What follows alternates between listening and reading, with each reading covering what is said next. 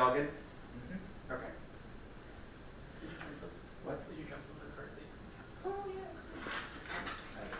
Sorry about that. Okay.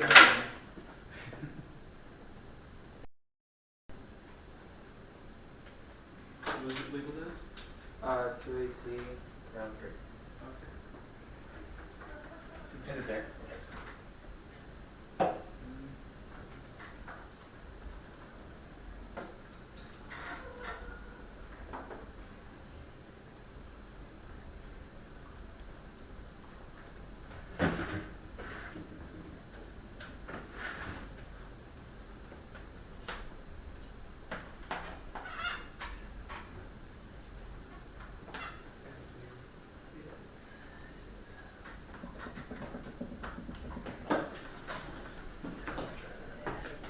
Thanks.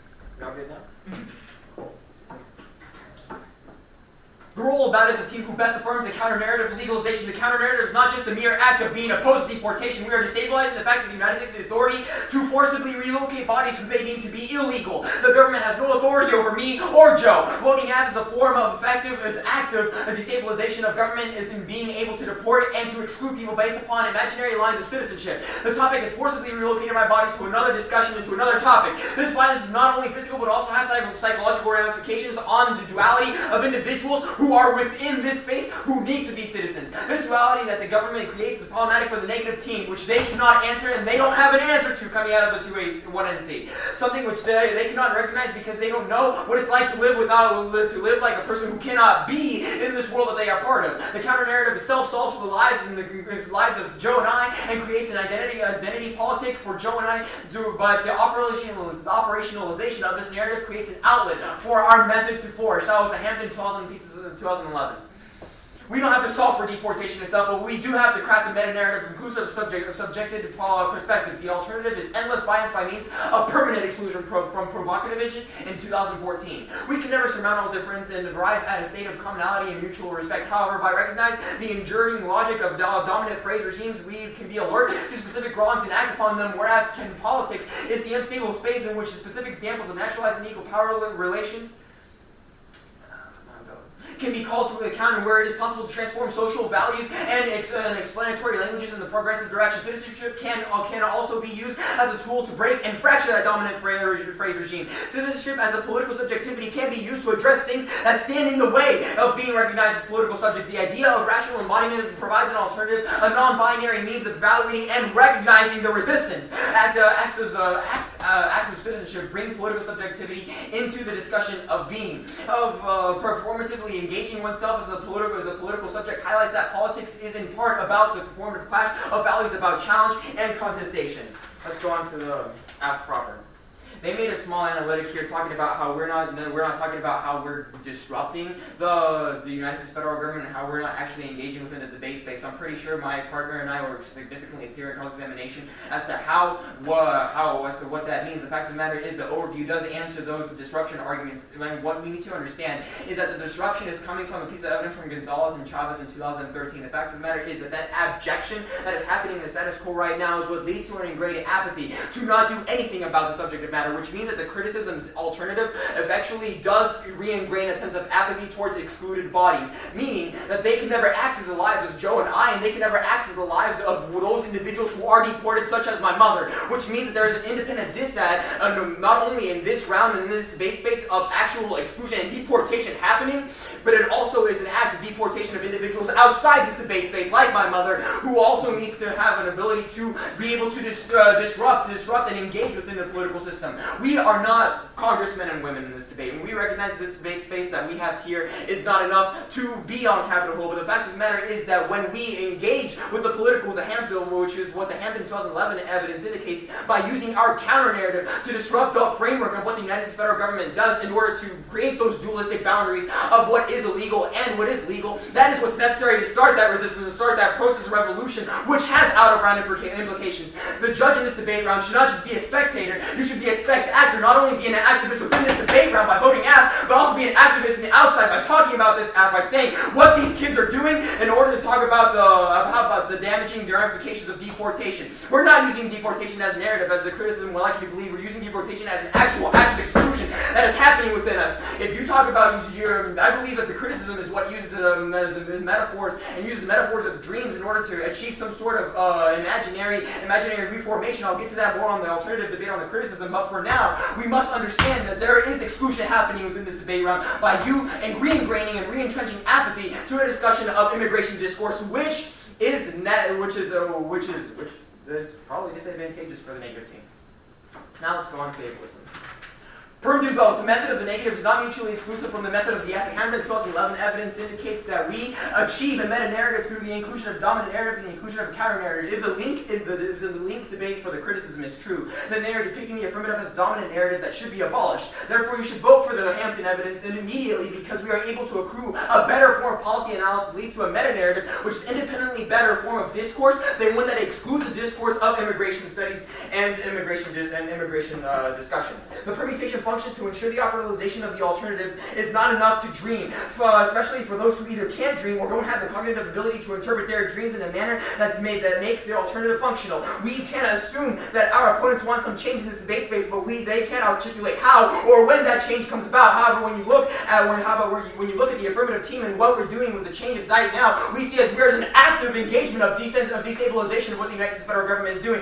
We're telling you that the government doesn't have authority over me in order to designate my mother and I as illegal individuals, because I am giving myself authority to be here. Just because I crossed the border doesn't mean that I'm going to let the United States federal government tell me that I am not legal. The border has crossed me and I am done with that. We need to understand that the structures of power aren't going anywhere. Policy discussions and policy integration is inevitable. How are we going to ensure that the topic committee chooses a topic that addresses the lived experience of disabled individuals next year? How are we going to ensure a better form of politics within this debate space? We need a meta-analysis to move forward. The method of the 1AC both criticizes the fact that we operate in an abject system and says, no, you can't talk about ableism in this topic because we won't guarantee enough neg ground or not enough uniqueness, and it provides a way forward. Therefore, if you want to achieve a sense of solvency for this alternative, you provide narratives from those individuals who are disabled, who don't necessarily have the ability of being here in this debate space. And why don't you do that? That also means that the objectivity decide works against them, which means that they are not caring enough to give the ability for those individuals who are disabled to have a voice within this debate space. Just reading this criticism is ultimately like saying or favoriting or retweeting things on Twitter that promote a sense of activism for you. But that's not going to achieve anything, is it? That's why what we're doing is that form of activism. We're not just sitting in our seats doing nothing. We're talking about the problems and the resistance that needs to happen in this debate space, and it needs to happen right now. 3 no links. 1. There was nothing in the affirmative that frames us as ableists, neither do they specify a specific instance in which that is true. Their only piece of evidence comes from their first piece of evidence, which is May and Ferry in 2005, but the warrants that piece of evidence are really terrible and bogus. It doesn't even talk about deportation the way we were talking about deportation in the 1AC. Second no link. We are not using deportation as a narrative. We are using it as an action that exists within the status quo. The topic has deported us in the same way the government deports those who they think they are illegal. Third no link. The affirmative makes an act of trying to do away with ableism, with ableist language, by crossing out language that perpetuates those binaries. They can't say that they can't say that one of the parts of the affirmative was trying to sidestep for the.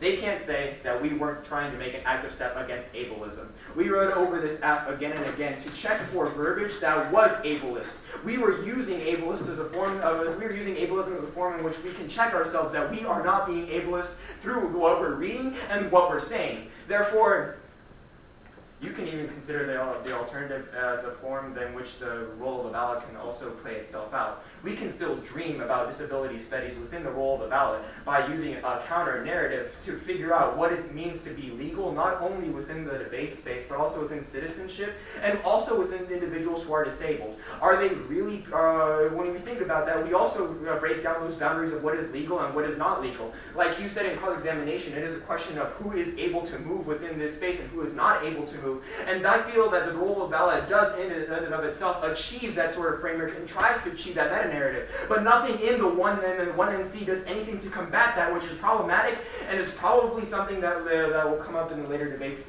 to address why you can't solve for any of your impacts. Yeah. Good. Okay. I had 10 seconds. Okay. First, what is a meta-narrative? Meta-narrative? A meta-narrative is an aims to achieve a sense of juxtaposition between the dominant narrative and the counter-narrative. We answered what those two things were. Okay, you say you affirm the counter-narrative. How are you doing that if you're... No, we say that you're framing us juxtaposition? as a dominant narrative. If the link debate is true, which we're saying it isn't, then you're framing the affirmative as a dominant narrative. But just Okay. because you frame us as a dominant Okay, narrative that's doesn't mean fine. that you should You reject talk us. about It how just you're- means that you're- we should encounter Okay, the thank position you. of the negative and the affirmative to work together to Thank you. form a Yes. commonality. Okay, you talk about how you are destabilizing the state by affirming that the state has no power over you. I Yeah. can say I'm a bird, but I'm not. How are you affirming, like, how's your saying that you are not part of the state anymore a way of rejection of the state? Whoa. Like, I am not part of the state because I am not a citizen. I feel like I am being here is an act of destabilization of the United States federal Okay, government. how do you reject the sovereign control over you? By Like, not being in being the a US, citizen. there is sovereign control. Like, If how I'm do not you a reject citizen, they can't control me, and I can destabilize the government by my act of reading the narrative. That's what I talk about when it's not only Okay, solves for how my do you- life by being Okay. liberated through my narrative, but also its ability to spill over so that individuals can see like, oh, this dude's not a Okay. citizen. What That's about- pretty cool. what That's about pretty debate destabilizing. control? What? What about debate control? How do you Debate like, get rid of these like narratives of debate control? I'm not sure what debate control means. Like debate has like power and sovereign authority over you. How Does do it? you reject? I I'm feel pretty like sure the it only does. rules are speech times and speech order. I don't think other than that it has control over what I'm saying. As a matter of fact, I read my narrative while my partner was reading, which probably means I'm deconstructing the boundaries and rules of what debate means itself, trying to you incorporate and talk a lot about- destabilize even the debate space. You talk a lot about deportation in the context of debate, right? What does that mean? That The debate- forcible exclusion of certain ideas, individuals, and bodies. Right, from and the that's state. also the physical removal of a body. Yeah, we talk Yeah. about how it functions as a juridical status and as a social construct. I answered that question in cross-examination, and you were like, what does the Spanish mean? And I was like, it's the physical deportation that my mother Right, had no, to yeah, go I got through. that part, but Yeah. I'm talking about in this debate space, right? You Right. can't say we're deporting you. I don't get how we're doing that. The apathy argument that we made on top of the 1AC was exactly what you're doing. You're being Okay, apathetic to the so the question of apathy immigration is discourse. the apathy is the only impact to the in-round of these, correct? No. Okay, then I what feel are like the there other what are the other impacts that impacts? you are not talking about? What? So what if apathy is that the only impact to the in-round portion of this act? Objectivity would be Right. like another one. Objectivity. Okay, that's fine. Okay, you talk about how like what does the ballot do to stop this exclusion? Like you're using the ballot, which is a form of exclusion, to try and stop exclusion. How is the ballot a form of exclusion to begin One with? person Could you wins, please one explain person that? loses, one person goes with the win. How is one that person goes excluding? with How the does that loss. prevent you from reading the same position in your next neg round? I don't understand. Right, okay, that's my response to you when you say Right. we don't care. How does that, Because the 1AC literally was using something that was not the affirmative to describe your link debate by saying that mobility was a metaphor that we use when it's not that.